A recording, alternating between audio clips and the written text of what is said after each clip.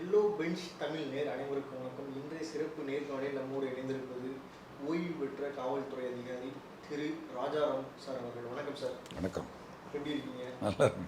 நீண்ட நாட்களுக்கு பிறகு ஒரு நேர்காணல் சார். ஆமாம். உங்ககிட்ட என்ன காரணம்னு பார்த்தீங்கன்னா, நூதனமாலாம் இன்னைக்கு வந்து கொள்ளையடிக்கிறாங்க. அப்படிப்பட்ட நூதனமான கொள்ளை வந்து உங்களோட ஏதாச்சும் ஒரு அனுபவத்தில் இருந்தால் சொல்லுங்கள். இப்போ சமீபத்தில் கூட வந்து அந்த ஒரு பெஃபிகீக்கு வச்சு ஒரு கொள்ளை அடிச்சுட்டு போனாங்க. அது என்னதான் சார் நடந்துச்சு? அதாவது ஓசூர் அருகில் நடந்த சம்பவம் இது. அங்கே வந்து இந்தியா ஏடிஎம்னு சொல்லிட்டு ஒரு தனியார் கம்பெனியோட ஏடிஎம். அந்த ஏடிஎம் வந்து ரிப்பேர் ஆயிடுது. ரிப்பேர் ஆனவுடனே அந்த பேங்க்கில் இருந்து அதை ரிப்பேர் பண்ணுறதுக்குன்னு அங்கே இருக்கிறாங்க ஏஜென்சி, அவங்களுக்கு இன்ஃபார்ம் பண்ணுறாங்க. அவங்க வந்து ரிப்பேர் பண்ணுறதுக்காக வந்து பார்க்குறப்போ அவங்க வந்து அந்த ஏடிஎம் மிஷினை சோதனையிட்டு பார்க்குறப்போ அதில் பசை மாதிரி ஏதோ தடவின சில அறிகுறிகள் இருக்குது. உடனே அவங்களுக்கு சந்தேகம் வருது. சந்தேகம் வந்து அவங்க என்ன பண்ணுறாங்க, அங்கே இருக்கக்கூடிய அந்த சிசிடிவி அந்த ஃபுட்டேஜஸை அனலைஸ் பண்ணுறாங்க.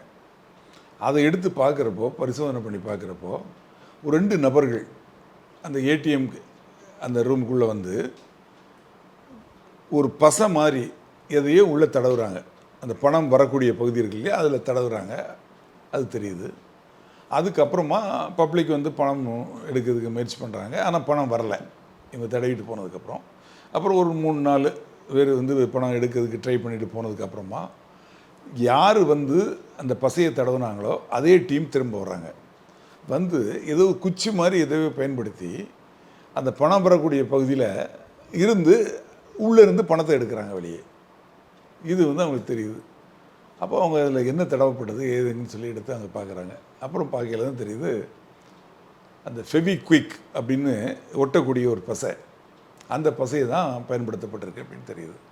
உடனே அவங்க என்ன பண்ணுறாங்க, இதில் அந்த வந்த நபர்கள் அந்த வீடியோ எடுத்து பார்த்தாங்க இல்லையா, சிசிடிவி ஃபுட்டேஜ், அந்த வந்த நபர்களோட அடையாளங்கள், அவங்க என்ன பண்ணுறாங்க, அப்புறம் திருப்பி எப்படி எடுக்கிறாங்க, இந்த ஃபுட்டேஜை இவங்க வந்து என்ன பண்ணுறாங்க, வாட்ஸ்அப் இந்த ஏடிஎம் எங்கெல்லாம் இருக்குதோ அவங்க மெயின்டெனன்ஸுக்கு ஏஎம்சிம்பாங்க, ஆனுவல் மெயின்டெனன்ஸ் சார்ஜுன்னு சொல்லுவாங்க. அதுக்கு ஒரு டீம் இருப்பாங்க. அவங்க வந்து மாதத்துக்கு ஒருக்க அந்த மாதிரி வந்து செக் பண்ணிட்டு போவாங்க. 15 நாளைக்கு ஒருக்க மிஷினு கரெக்டாக வேலை செய்தா என்ன இதுன்னு சொல்லிட்டு அது வாட்ஸ்அப் குரூப்புக்கு அனுப்பிச்சோன்னா அவங்க இந்த ஏடிஎம் மிஷின் எந்தெந்த பகுதியில் இருக்கோ அந்த இடத்துல அந்த மிஷினெல்லாம் அவங்க வாட்ச் பண்ண ஆரம்பிக்கிறாங்க. அந்த பக்கமாக போகையில் வரையில். அதே மாதிரி அவங்க வந்து அந்த மெயின்டெனன்ஸுக்காக சரி பண்ண வருவாங்க இல்லையா, அப்பவும் பார்க்குறாங்க. அப்போ முரளிங்கிறவர் வந்து ஒசூரில் ஏரிக்கரை அப்படிங்கிற இடத்துல ஒரு ஏடிஎம் இருக்குது, இதோட ஏடிஎம். அந்த ஏடிஎம்க்கு ஆனுவல் மெயின்டெனன்ஸுக்காக அவர் வரார். வந்து பார்த்தப்போ 2 நபர்கள் உள்ளே நிற்கிறாங்க. யாருன்னு சொல்லி உத்து பார்க்குறப்போ பார்த்தா அந்த வீடியோவில் சிசிடிவியில் வந்தது இல்லையா, அந்த நபர்கள் மாதிரியே இருக்குது, அதே சாயல் இருக்குது. உடனே இவர் நல்லா கன்ஃபார்ம் பண்ணிக்கிறார், அவங்க தான் அப்படின்னு கன்ஃபார்ம் பண்ணிவிட்டு டக்குன்னு அந்த ஷட்டரை எடுத்து க்ளோஸ் பண்ணிவிட்டு ஒசூர் டவுன் போலீஸ் ஸ்டேஷனுக்கு ஃபோன் பண்ணி சொல்கிறார், சார் இந்த ஏடிஎம்மில் கொள்ளையடிக்கிறாங்க, கொள்ளையர்கள் உள்ளே இருக்காங்க, மூடி வச்சிட்டேன் அப்படின்னு சொல்லி. காவலர்கள் விரைந்து வராங்க. இந்த ஷட்டரை தூக்கிட்டு உள்ளே இருக்க 2 பேரையும் செக்யூர் பண்ணிடுறாங்க. 2 பேரையும் பிடிச்சி அவங்கள விசாரித்தப்போ நீங்கள் யார் என்ன ஏதுன்னு கேட்குறாங்க. அப்போ அவங்க சொல்கிறாங்க, நாங்கள் வந்து ஹரியானா மாநிலத்தை சேர்ந்தவங்க, ஹரியானாவிலேருந்து இந்த ஒசூரில் வந்து சிப்காட் இருக்குது, தொழிற்சாலைகள் நிறைய சிறு தொழிற்சாலைகள் ஆயிரக்கணக்கில் இருக்குது. இதுக்கு தேவையான பொருள்களை அங்கேருந்து எடுத்துகிட்டு வருவோம், இங்கேருந்து சில பொருள்களை திருப்பி ரிட்டர்ன் எடுத்துகிட்டு போவோம். அதுக்காக நாங்கள் லாரியில் வந்த லாரி டிரைவர் கிளீனர் அப்படின்னு சொல்கிறாங்க. அப்போ நீங்கள் என்ன பண்ணீங்க ஏது பண்ணீங்க அப்படின்னு சொல்லி செக் பண்ணி பார்த்தா அந்த ஃபெவிக்விக் அவங்க வச்சுருக்காங்க. அவங்க அதை தடவிட்டு இருக்காங்க, கையும் கிளவுமாக மாட்டிக்கிட்டாங்க. அப்போது நீங்கள் வந்தீங்களே, அந்த வண்டி எங்கே இருக்குது, யாரெல்லாம் கூட வந்தாங்கன்னு கேட்டால் இன்னொரு நபர் வெளியே நின்றுருக்கார். இவர் இந்த முரளிங்கிறவரை பார்த்தோன்னா அவர் எஸ்கேப் ஆகிட்டார். அவர் போய் எஸ்கேப் ஆகி வேறு எங்கேயும் போல் லாரிகிட்ட தான் போயிருக்கார். இந்த அங்கேருந்து லோடு எடுத்துகிட்டு வந்துட்டு லோடை இறக்குனதுக்கப்புறம் இங்கேருந்து லோடு ஏறினதுக்கப்புறம் தான் போவாங்க. லோடு கிடைக்கணும், அதை ஏற்றிட்டு தான் போவாங்க. அதுக்கு 2 நாள் 3 நாள் 1 வாரம் கூட ஆகும். அந்த சமயத்தை பயன்படுத்திக்கிட்டு அந்த லாரியில் வந்த டிரைவரும் இந்த கிளீனர் மாற்று டிரைவர் இவங்க 3 பேருமே இந்த மாதிரி ஒரு கொள்ளை சம்பவத்தில் ஈடுபட்டிருக்காங்க. இந்த கொள்ளை சம்பவத்தில் அதிக அளவில் காசு போகலை. இவங்க வந்து எய்ம் பண்ணதுலையுமே அவுட்டரில் இருக்கக்கூடிய அந்த சிட்டியில் மெயினில் இருக்கக்கூடிய இடம் இல்லை, அவுட்டரில் இருக்கக்கூடிய இடங்களை தான் வந்து இவங்க எய்ம் பண்ணி பண்ணியிருக்காங்க. அதனால் அதில் ஏடிஎம்லேருந்து அதிக அளவில் காசு எடுக்கிறவங்க கிடையாது. 300, 200, 500 இந்த மாதிரி எடுக்கக்கூடியது தான். இருந்தாலும் அந்த காசையும் கூட இவங்க திருடுனது தவறு தான். அந்த தவறை இவங்க செஞ்சது இது முதல் முறை அல்ல, பல முறை இது மாதிரி பண்ணியிருக்காங்க. இப்போ இவங்களை கைது பண்ணதுக்கப்புறம் இந்த விஷயம் வந்து எல்லா பத்திரிகைகள்லையும் வெளியே வந்திருக்கு. வெளியே வந்ததுக்கப்புறம் ஏடிஎம் மையங்கள் அப்படிங்கிற இடத்த நிச்சயமாக பொதுமக்கள் வந்து கொஞ்சம் கேர்ஃபுல்லாக பார்க்கணும். ஏன்னா அங்கே வைக்கப்பட்டிருக்க பணம் வந்து பொதுமக்களோட பணம் தான். வங்கி அப்படிங்கிறது வந்து பொதுமக்கள்கிட்ட டெபாசிட் வாங்குறாங்க. அரசு பணம் அப்படிங்கிறதுப்போ அரசு வங்கி அப்படின்னா அரசோட பணம் நேரடியாக. தனியார் வங்கிகளும் டெபாசிட் வாங்குறதுக்கு ரிசர்வ் பேங்க் அனுமதி கொடுக்குறாங்க. ஆக பொதுமக்கள்கிட்டருந்து கலெக்ட் பண்ணி அதை தான் அவங்க பயன்படுத்துகிறாங்க. ஆக கொள்ளையடிக்கக்கூடிய பணம் வந்து பேங்கோட பணமோ அனாமத்து பணமோ இல்லை, பொதுமக்களோட பணம். அது உங்களோட பணம். அதனால் அது இன்னொருத்தர் அதை கொள்ளையடிக்கிறாங்கன்னா நம்ம அதை அலோவ் பண்ணக்கூடாது.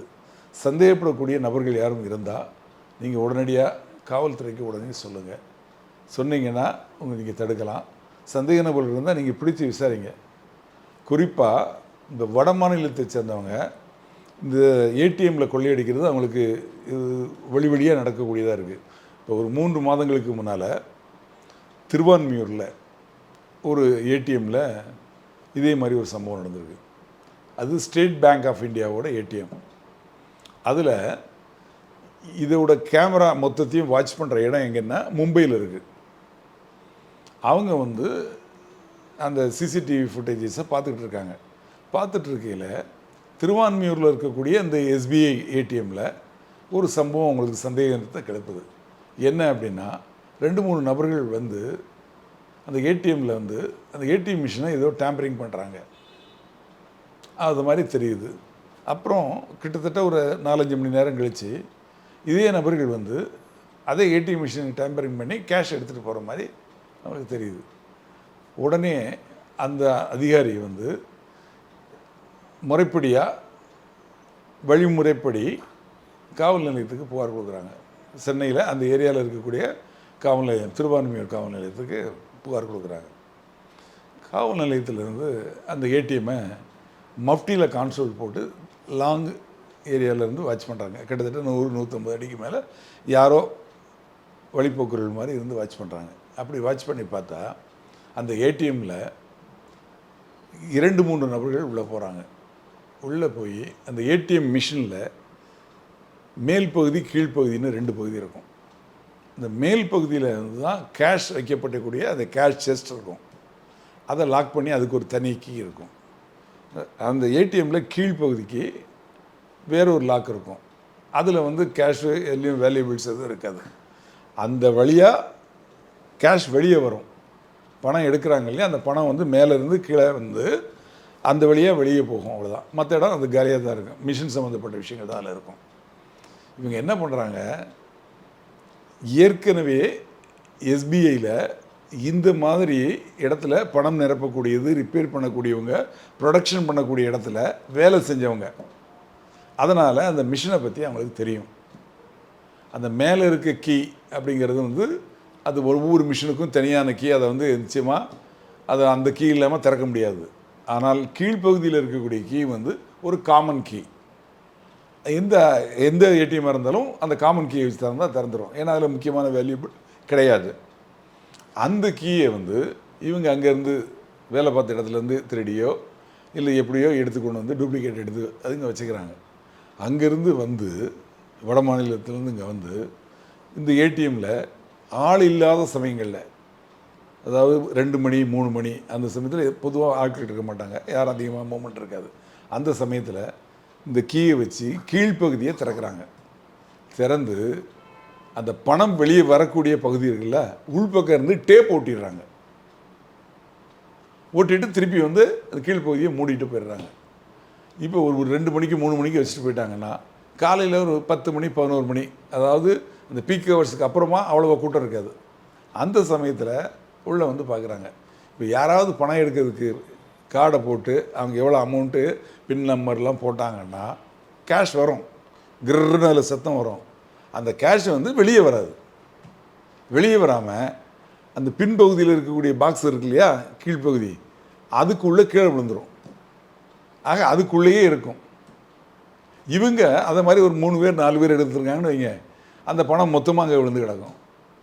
இவங்க ஒரு 10 மணி 11 மணிக்கு மேலே ஆள் இருக்க நடமாட்டம் இல்லாமல் ஒருத்தர் வெளியே நின்றுக்கிட்டு யாரும் வராங்களான்னு பார்த்துக்கிட்டு மற்ற 2 பேர் உள்ளே போய் அந்த அவங்ககிட்ட இருக்க கீயை வச்சு அந்த கீழ்ப்பகுதியை திறந்து அந்த கேஷை எடுத்துகிட்டு அந்த டேப்பையும் எடுத்துகிட்டு வந்துடுவாங்க. அப்புறம் அடுத்த நாள் அந்த ஆப்ரேஷன் பண்ணுவாங்க. இப்படி பார்த்தாலே இப்போ திருவான்மியூர்லாம் வந்து அதிகமாக மக்கள் நடமாட்டம் இருக்கக்கூடிய கேஷ் டிரான்சாக்ஷன் நிறைய எடுப்பாங்க. அப்போ வந்து கிட்டத்தட்ட ஆயிரக்கணக்கில் இல்லை லட்சக்கணக்கில் கூட பணங்கள் வந்து கிடைக்கும். ஆக அந்த பணத்தை எடுத்துகிட்டு போகிறாங்க. இது மாதிரி இவங்க வந்து உள்ளே வந்து இதை மாதிரி ஒட்ட போகையில் நம்ம கான்ஸ்டபிள்ஸ் வந்து தகவல் கொடுத்து உடனே வந்து பிடிச்சிடுறாங்க. மேவாட் கொள்ளையர்களுக்கு இவங்களுக்கு பேர் சார் மேவாட் கொள்ளையர்கள். மேவாட் கொள்ளையருங்கிறது வேற. இப்போ இது வந்து ஏடிஎம்மில் எஸ்பிஐயில் இவங்க வந்து டேப் ஒட்டி முதல்ல சொன்னது வந்து இப்போ ஒசூரில் நடந்தது வந்து ஃபெவிக்விக் பசை தடவி திருடுறது. இது வந்து பணம் வரக்கூடிய, அதுவும் பணம் வரக்கூடிய பகுதி தான். இது பணம் வரக்கூடிய பகுதியில் உள்பக்கம் இருந்து டேப் ஒட்டிடுறது. ஆக அந்த பணம் வெளியே வராது, அங்கே உள்ளே விழுந்திருக்கல, அதை இவங்க கலெக்ட் பண்ணுறது. இது ரெண்டாவது. மேவாட் கொள்ளையருங்கிறவங்க ஹரியானா மாநிலத்தை சேர்ந்தவங்க. அந்த ஹரியானா மாநிலத்தில் மேவாட் அப்படிங்கிறது ஒரு மாவட்டம். அதனால் அந்த மாவட்டத்தை சேர்ந்தவங்க அவங்க. இவங்க என்ன ஸ்பெஷலைஸ்ட்னா இவங்களும் ஏடிஎம் கொள்ளையர்கள் தான். இவங்க எஸ்பிஐயில் தான் திருடுவாங்க. எஸ்பிஐக்கு ஏடிஎம் அந்த மையங்கள் செய்கிறாங்க இல்லையா மிஷின், அந்த மிஷின் வந்து எங்கே செய்கிறாங்க அப்படின்னா அந்த கம்பெனிலேயே வேலை பார்த்தவங்க, அந்த கம்பெனிலேயே அங்கே வந்து ரிப்பேர் பண்ணுறதுக்காக இருக்கக்கூடியவங்க, அதிலேயே மெயின்டெனன்ஸ் பார்த்தவங்க, அவங்க தான் வந்து ட்ரைனிங் கொடுத்து ஒரு டீமும் உருவாக்குறாங்க. அந்த மேவாட்டிலேருந்து வரக்கூடியவங்க இந்தியா முழுக்கும் போய் அவங்க கொள்ளடிப்பாங்க. அவங்களோட மெத்தட் ஆஃப் ஆப்ரேஷன் எப்படின்னா, அவங்க இந்தியாவில் எங்கேனாலும் போவாங்க. ஒரு கார், கிரீட்டா கார், உயர்ந்த கார், அந்த கார் எடுத்துக்குவாங்க. அதில் 3 பேர் 4 பேர் அங்கேருந்து கிளம்புவாங்க. மேவாட்டிலேருந்து கிளம்பி அப்படியே சதர்ன் டிஸ்ட்ரிக்ட், மெயினாக வந்து சதர்ன் டிஸ்ட்ரிக்ட் தான் அதிகமாக வருவாங்க. சதர்ன் டிஸ்ட்ரிக்டில் வந்து இப்போ கடைசியாக நடந்த சம்பவத்தை சொல்கிறேன். கேரளாவில் திருச்சூர் மாவட்டம், திருச்சூர் டவுன்லேயே அங்கே வந்துட்டாங்க.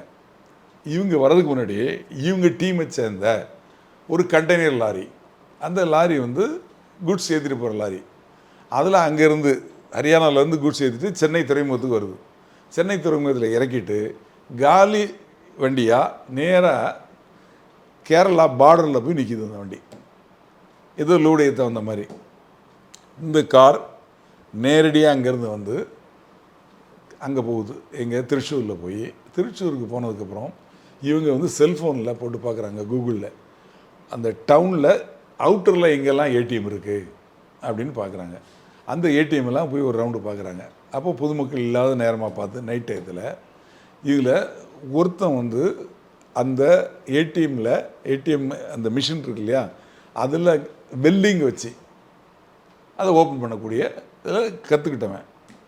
அதுக்கு முன்னாடி உள்ளே போன உடனே இவங்க முதல்ல செய்யக்கூடியது ஃபஸ்ட்டு வந்து காரை தள்ளி நிறுத்திடுவாங்க. ஒருத்தன் போய் ஏடிஎம் மையம் வாசத்தில், அந்த ஏடிஎம் அதில் வாசலில் அந்த ரூம் இருக்குது, அது வாசலில் போய் ஆள் வர்றாங்களான்னு பார்க்க நடுவான். 2 பேர் மட்டும் உள்ளே போவாங்க. உள்ளே போய் முதல் வேலையாக முகத்தை மறைச்சிக்கிட்டு தான் உள்ளே போவாங்க. கேமராவில் இவங்க முகம் தெரியக்கூடாது. அந்த கேமராவை கவர் பண்ணி ஒரு துணியை போட்டுருவாங்க. துணியை போட்டுட்டு வெல்டிங் மிஷினை வச்சு அதை கட் பண்ணி ஓப்பன் பண்ணி உள்ளே இருக்க மொத்த கேஷையும் எடுத்துகிட்டு வாங்க. கேஷ் எல்லாம் மேல் பகுதியில் தான் இருக்கும், மொத்தத்தையும் எடுத்துருவாங்க. எல்லாம் ஒரு 2 நிமிஷத்துக்குள்ளே எடுத்துகிட்டு அந்த இடத்த விட்டு காலி பண்ணி வந்துடுவாங்க. வந்து அடுத்த ஏடிஎம் முதலே பார்த்துட்டு போயிருக்காங்களா, அடுத்த ஏடிஎம் அங்கே போய் ஒரு 10 லட்சம் இருக்குன்னா அங்கே எடுத்து வேண்டியது, இன்னொரு இடத்துல போய் 2 லட்சம், இப்படி 3 இடத்துல 12 லட்சம் கொள்ளையடிக்கிறாங்க. கொள்ளையடித்து அந்த காரில் எடுத்துகிட்டு அங்கேருந்து கிளம்பி வராங்க. டுவர்ட்ஸ் எங்கே வருதுன்னா தமிழ்நாட்டை நோக்கி வருது. அந்த கார் நாமக்கல்லை நோக்கி வருது தமிழ்நாட்டில். அப்போது திருடு போச்சு அப்படிங்கிற விவரம் தெரிஞ்சு காவல்துறைக்கு தெரிஞ்சு காவல்துறை அங்கே அந்த ஸ்பாட்டுக்கு வராங்க. வந்து அங்கே இருக்க சிசிடிவின்னு சொல்கிறது வந்து ஏடிஎம் மையத்தில் மட்டும் இல்லை, அதுக்கு வெளியே இருக்கக்கூடிய சிசிடிவி பார்த்துச்சுன்னா இந்த கார் தெரியுது, காரில் இருந்து இறங்குறது போகிறது எல்லாம் தெரியுது, கார் நம்பர் தெரியுது. அது அடுத்த சம்பவத்தில் பார்த்தா அதே கார், 3வது சம்பவத்தில் பார்த்தாலும் அதே கார். இந்த கார் எங்கே பார்க்க போகுதுன்னா அந்த பக்கம் நாமக்கல்லை நோக்கி தமிழ்நாட்டை நோக்கி வருது. அப்போ ஒவ்வொரு இதுலையாக பார்த்துட்டு வரையில் கடைசியில் அந்த கார் வந்து தமிழ்நாடு பார்டருக்கு அப்புறம் வந்ததுக்கப்புறம் அந்த காரை காணோம். எங்கே கார் போச்சு அப்படின்னு பார்த்தா அந்த காரை கண்டினியூஸாக தொடர்ந்து வந்து பார்த்தா இந்த காரை வந்து அந்த கண்டெய்னர் லாரி காலியாக இருந்து இல்லையா, அதில் அப்படியே தூக்கி உள்ளே ஏற்றிட்டாங்க.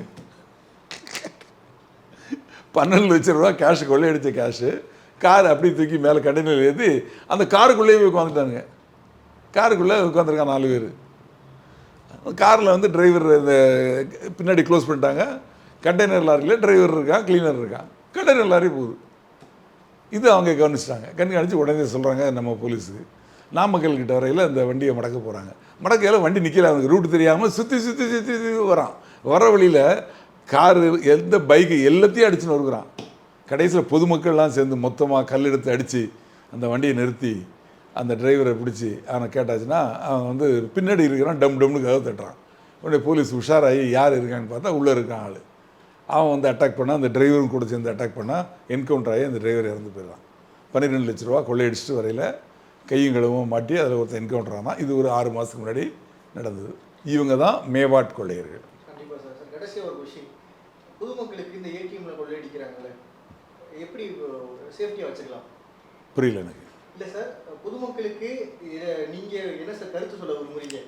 அதாவது ஏற்கனவே நான் சொன்னது தான். அதாவது ஏடிஎம் மையத்தில் இருக்கக்கூடிய பணம் வந்து வங்கியோட பணம் அப்படின்னு நம்ம நினைக்கிறோம். வங்கியோட பணம் தான். ஆனால் அந்த வங்கிக்கு எப்படி வருதுன்னா பொதுமக்களோட டெபாசிட் அது மூலமாக தான் வருது. அரசு வங்கின்னா அது அரசோட பணம், நம்ம பணம். அதே மாதிரி தனியார் வங்கிகள் வந்து பொதுமக்கள்கிட்ட வந்து டெபாசிட் வாங்குறதுக்காக இப்போ 500 கோடி டெபாசிட் வாங்கணும் அப்படின்னு ஒரு தனியார் வங்கி நினைக்குதுன்னா அந்த 500 கோடிக்கான சொத்துக்களை அவங்க வந்து ரிசர்வ் பேங்கில் அவங்க அடமானம் வச்சு அதன் பேரில் ரிசர்வ் பேங்க் ஒரு உத்தரவு போடுவாங்க. இது மாதிரி நீங்கள் 500 கோடி பொதுமக்கள்கிட்ட டெபாசிட் கலெக்ட் பண்ணிக்கிங்க. அப்படி நீங்கள் கலெக்ட் பண்ண பணத்தை உங்களால் கொடுக்க முடியாது, திவாலாகி போனால் கூட உங்கள் சொத்துக்கள் இங்கே இருக்கு இல்லையா, அதை வச்சு நாங்கள் பிரித்து கொடுத்துருவோம் அப்படின்னு அவங்க உத்தரவாதம் கொடுப்பாங்க. உத்தரவாதம் கொடுத்து உத்தரவு கொடுத்ததுக்கப்புறம் பொதுமக்கள்கிட்ட அவங்க கலெக்ட் பண்ணுவாங்க. கலெக்ட் பண்ணி தான் அவங்க பேங்கு நடத்தி அந்த பேங்க் மூலமாக நகை கடனோ வாகன கடனோ அந்த பொதுமக்களுக்கு அவங்க கொடுக்குறாங்க. ஆனால் அந்த பணம் யார் பணம்னா பொதுமக்களோட பணம் தான். அதனால் அந்த பணத்தை கொள்ளையடிக்கிறதுக்குன்னே இது மாதிரி சில கொள்ளையர்கள் அலைகிறாங்க. அவங்கள வந்து நம்ம கேர்ஃபுல்லாக பார்க்கணும். இப்போ இவங்களாம் வந்து ஹார்ம்லெஸ் கொள்ளையர்கள். அதாவது பணத்தை மட்டும் கொள்ளையடிச்சிட்டு போயிடுவான். ஆனால் இன்னொரு கேங் ஒன்று சமீபத்தில் நடந்தது. கர்நாடக மாநிலத்தில் ஸ்டேட் பேங்க் ஆஃப் இந்தியா அந்த ஏடிஎம்மில் பணம் நிரப்புறதுக்காக ஒரு வேனில் 2 துப்பாக்கி ஏந்திய காவலர்கள் எடுத்துகிட்டு வராங்க. அவங்க கூட அந்த பேங்க் சேர்ந்த ஊழியர்களும் வராங்க. வந்து ஒரு ஏடிஎம்மில் இறங்கி கொஞ்சம் பணத்தை எடுத்துகிட்டு போய் லோட் பண்ண போகிறாங்க ஏடிஎம் மிஷினில். அதுக்கு ஒரு துப்பாக்கி ஏந்திய காவலர் கூட போகிறார். அந்த வங்கியை சேர்ந்தவங்களும் போகிறாங்க. இன்னொரு காவலர் வண்டி பக்கத்துலேயே இருக்கார். வண்டியில் நிறைய பணம் இருக்குது. அந்த பணத்தை அடுத்தால உள்ள ஏடிஎம்மில் போய் நிரப்ப போகிறாங்க. அதனால் அவர் துப்பாக்கி ஏந்திய காவலர் அங்கே நிற்கிறார். அப்போது ஒரு 3 பேர் அங்கே வராங்க. 3 பேரும் கையில் துப்பாக்கி வச்சுருக்காங்க, பிஸ்டல். அந்த பிஸ்டலால் இந்த வண்டி பக்கத்தில் நின்ன காவலரை சுடுறாங்க. அவர் சுருண்டு கீழே விழுந்துடுறாரு. விழுந்த உடனே அந்த பணத்தை எடுக்க போகிறாங்க. அங்கே போய் ஏடிஎம்மில் நிரப்ப போனாங்கள்ல பக்கத்தில், அந்த காவலர் ஓடிடுறாரு துப்பாக்கியோட, அவரையும் சுடுறாங்க. ஆக 2 பேர் ஸ்பாட்லேயே இறந்துடுறாங்க. அந்த வண்டியில் இருந்த கிட்டத்தட்ட 3 கோடி கேஷ் பணம் அதை கொள்ளையடிச்சிட்டு அங்கேருந்து தப்பிச்சிடுறாங்க. அந்த மற்ற வங்கி ஊழியர்களால் இவங்க தடுக்க முடியல. ஏன்னா எல்லோரும் 3 பேருமே பிஸ்டல் வச்சுருக்காங்க. உடனே அந்த பணத்தை எல்லாத்தையும் அவங்க கொண்டு வந்து பையில் போட்டு எல்லாம் கெட்டி எடுத்துகிட்டு அங்கேருந்து எஸ்கேப் ஆகிடுறாங்க. ஒரு காரில் வந்திருக்காங்க, அந்த காரில் எஸ்கேப் ஆகிடுறாங்க. இந்த இவங்க இறந்து போய் வங்கி ஊழியர்கள் இதை தெரிஞ்சு சொல்லி காவல்துறைக்கு இது பண்ணி அவங்க கர்நாடகா போலீஸ் வராங்க. ஆனால் அந்த கர்நாடகாவோட பார்டர் இது. கொஞ்சம் தூரம் போயாச்சுன்னா கொஞ்சம் தூரத்துலேயே வந்து ஆந்திரா பார்டர் வந்துடுது. இவங்க ஆந்திரா பார்டர் நோக்கி தான் போகிறாங்க. உடனே இந்த காவல்துறை அந்த காவல்துறைக்கு சொல்லி அவங்கள ஃபாலோ பண்ணுறாங்க. ஃபாலோ பண்ணி அவங்கள பார்க்குறதுக்கு முன்னாடி அவங்களால எஸ்கேப் ஆகிடுறாங்க.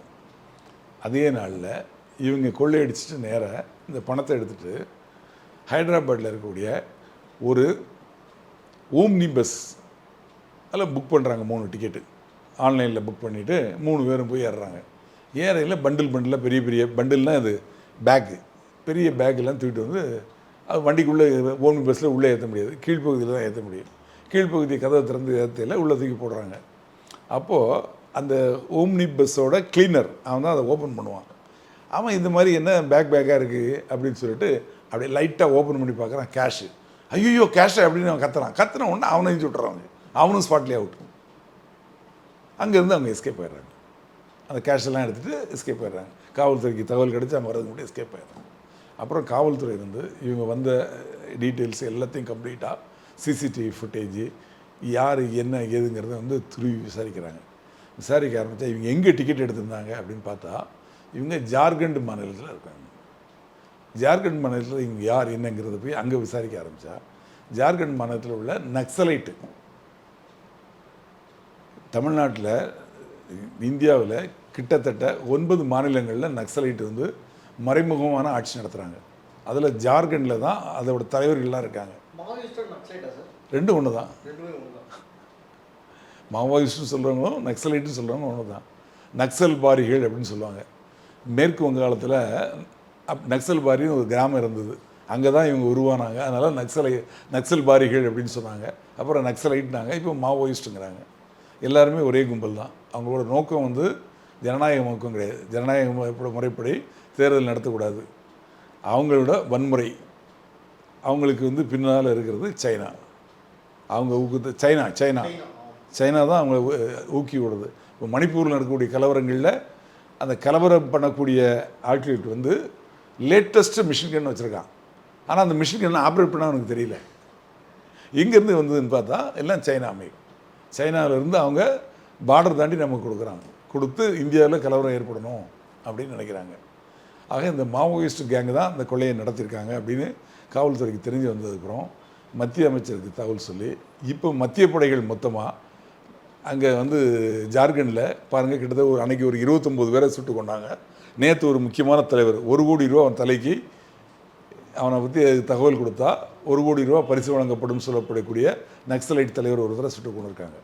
ஆக இந்த பணங்களை எங்கே போகுது பாருங்க, தீவிரவாத இயக்கங்களுக்கும் போய் சேருது.